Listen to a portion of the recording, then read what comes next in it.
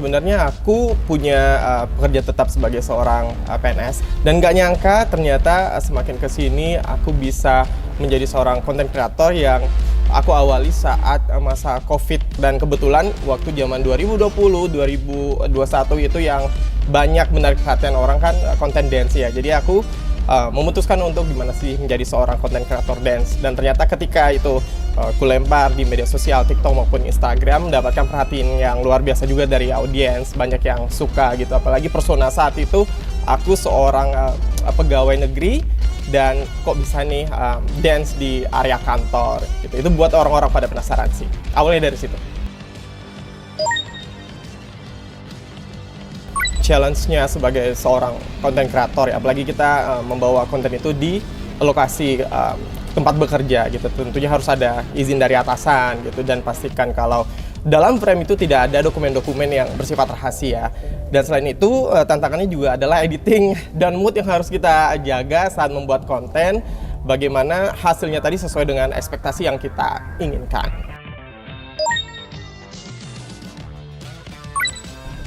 Memang konten itu kan inginnya membuat orang lain tertular kebahagiaan gitu ya. Ketika orang melihat, wah ini dance-nya menyenangkan gitu, bagaimana kok vibes-nya begitu positif. Nah itu yang aku inginkan ketika dapat komen positif orang lain. Kak, aku ngelihat lihat dance-nya, lihat kontennya, aku suka, anak-anakku suka. Itu yang menjadi suatu rasa bahagia yang aku inginkan gitu, yang aku dapatkan gitu.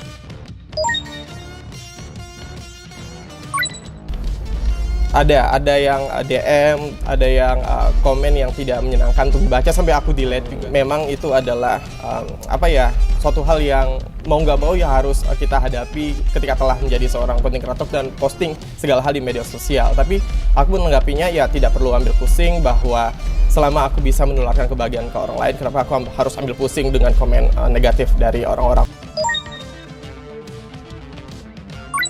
Selain menjalankan kewajibanku sebagai seorang pegawai negeri sipil gitu ya di Kementerian Energi dan Sumber Daya Mineral, aku juga berharap bahwa menjadi seorang content creator bisa berjalan beriringan dengan pekerjaanku saat ini, di mana tentunya aku terus menapaki karir sebagai seorang PNS hingga jenjang maksimal yang bisa aku capai nanti. Dan aku berharap juga ini bisa berjalan dengan bersisian, semaksimal yang bisa lakukan, tentunya dengan menata waktu dan membagi fokus dengan sangat baik, dan ingin merubah persepsi publik bahwa ASN juga bisa menjadi seorang content creator terjun di industri kreatif dengan menularkan hal-hal yang baik tentunya. Aduh, kenapa potong rambut ya?